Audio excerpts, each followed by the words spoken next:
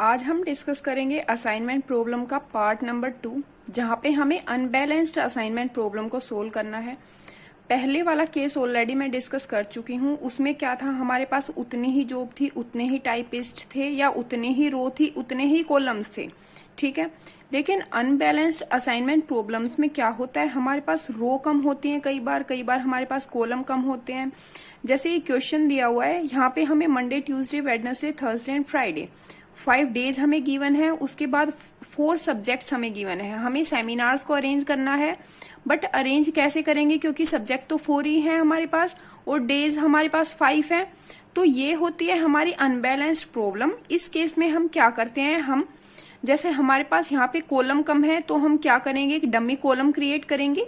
हम एक dummy column create करते हैं जहां पे सभी एलिमेंट्स की वैल्यू क्या होती है, 0।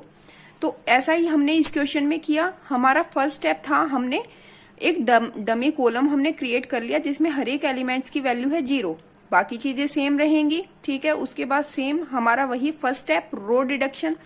तो अब यहाँ पे 0 है हमारे पास, तो 0 है तो माइनस करने का कोई फायदा है नहीं, क्योंकि 0 माइनस करेंगे तो सेम वैल्यू हमारे पास आएगी, ठीक है। तो सेकंड स्टेप हमारा क्या था, फिर हमारा था कॉलम डिडक्शन। हमें कॉलम में से जो भी सबसे छोटा एलिमेंट होगा हमें उसको माइनस करके लिखना होता है। यही करते थे हम कॉलम डिडक्शन में, तो यही हमने किया। देखो, फर्स्ट कॉलम में हमारे पास सबसे स्मॉलेस्ट एलिमेंट है 10, सेकंड कॉलम में सबसे स्मॉलेस्ट एलिमेंट है 20, थर्ड कॉलम में सबसे स्मॉलेस्ट एलिमेंट है 10, फोर्थ में हमारे पास है स्मॉलेस्ट एलिमेंट 20। यहाँ पे तो डमी है, सभी 0 है, सभी की वैल्यू 0 है, ठीक है, तो 0 ही आएगा। चलो अब देख लेते हैं, हमारे पास ये वाली टेबल बन के आ चुकी है। हमने कॉलम माइनस किया था, स्मॉलेस्ट एलिमेंट माइनस किया था हमने कॉलम में से, तो ये टेबल हमारे पास आ चुकी है। उसके बाद हम क्या करते थे, उसके बाद हम 0 को कैंसिल करते थे with the minimum possible lines, ठीक है। तो यहाँ पे कितनी लाइंस हमारी बनेगी, कितनी लाइंस हमारी यहाँ पर बनेंगी, देखो पहली लाइन तो ये बन गई हमारी, ठीक है, दूसरी हमारी ये बन गई, ठीक है।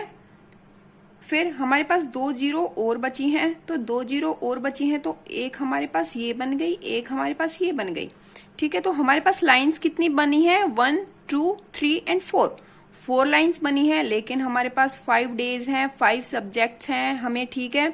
5 डेज में हमें अरेंज करना है, तो ऑप्टिमम सॉल्यूशन नहीं आया हमारा। ऑप्टिमम सॉल्यूशन जब तक नहीं आएगा, जब तक हम क्वेश्चन को सोल्व करते जाएंगे, ठीक है। नेक्स्ट स्टेप क्या था हमारा, हमने सबसे स्मॉलेस्ट एलिमेंट, जो अनकवर्ड एलिमेंट थे, वहां से हमने स्मॉलेस्ट नंबर को उठाया था।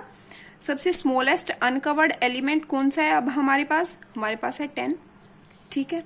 तो जहां पे भी 2 लाइंस आपस में टच कर रही हैं, वहां पे हम इसको ऐड करते थे। ये है एक पॉइंट ये है, एक पॉइंट ये है, ठीक है। यहाँ पे हम 10 को ऐड करेंगे, बाकी चीजें सेम रहेंगी, हम कुछ भी टच नहीं करेंगे, कुछ भी ऐड माइनस नहीं करेंगे इनके साथ, ठीक है। ये नंबर बिल्कुल सेम रहेंगे, और जो अनकवर्ड है उसमें से हम माइनस करते हैं, ठीक है। तो करते हैं हम 40 माइनस 10 30, 30 माइनस 10 20, 50 माइनस 10 40, 20 माइनस 10 10।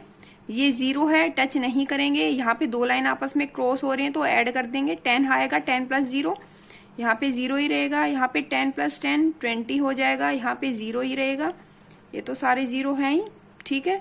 इसमें भी हम बिल्कुल भी टच नहीं करेंगे इनके साथ, कुछ भी ऐड माइनस हमें नहीं करना। यहाँ पे 50 माइनस 10 40 आ गया, 30 माइनस 10 20 आ गया, 20 माइनस 10 10 आ गया, 10 माइनस 10 0। यहाँ पे भी बिल्कुल भी हमें कुछ भी ऐड या लेस नहीं करना, सेम रहेंगी सारी चीजें। अब हमें फिर से मिनिमम नंबर ऑफ लाइंस हमें ड्रॉ करनी है और सारी 0 को कैंसिल आउट करना है, ठीक है। तो पहली तो हमारी ये हो गई, ठीक है, दूसरी हमारी ये हो गई, थर्ड हमारी ये हो गई, फोर्थ हमारी ये हो गई, ठीक है। अब एक 0 हमारे पास अब भी बची है, इसको कैसे कैंसिल करेंगे, इसको ऐसे कैंसिल कर देंगे। 5 लाइन्स हमारे पास आ चुकी हैं, 1 2 3 4 एंड 5, मतलब अब हमारे पास ऑप्टिमम सॉल्यूशन आ चुका है, ठीक है। अब हमें क्या करना है, हमें एक 0 को असाइन करना है, हर एक रो में से एक 0 को असाइन करना है, हर एक कॉलम में से एक 0 को असाइन करना है, ठीक है। तो अब यहाँ पे अगर हम इस 0 को असाइन कर देते हैं, तो बाकी की सारी 0 कैंसिल हो जाएंगी, ये भी कैंसिल हो गई, ये भी कैंसिल हो गई, ठीक है। यहाँ पे एक ही है, इस कॉलम में हमने इसको असाइन कर दिया तो ये वाली कैंसिल हो गई, ठीक है।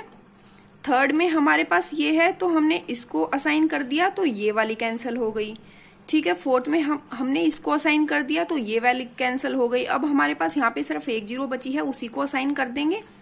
उसी को हमने असाइन कर दिया। अब हमारे पास देखो हर एक रो में एक जीरो असाइन हो चुकी है, यहाँ पे भी, यहाँ पे भी, यहाँ पे भी, यहाँ पे भी और यहाँ पे भी, कॉलम में भी हो चुकी है।